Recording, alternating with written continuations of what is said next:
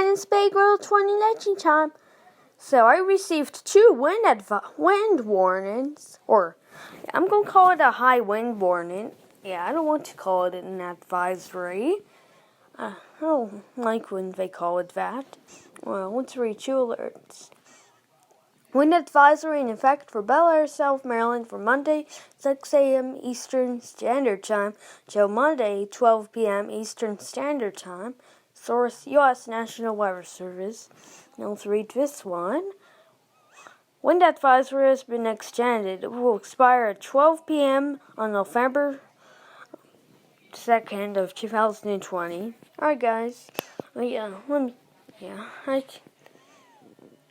Let's go here and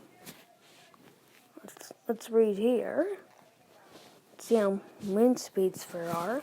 It says, what? Northwest winds 25 to 35 miles per hour with gusts up to 50 miles per hour. Impacts. Gusty winds could blow around unsecured objects. Tree limbs could be blown down and a few power outages may result. Hope we don't have a power outage. Oh well, let's wrap it up. Thank you guys so much for watching. Subscribe to our channel, everybody. Like this video, leave comments down below, and press that notification bell so that you don't miss any of our videos. See you.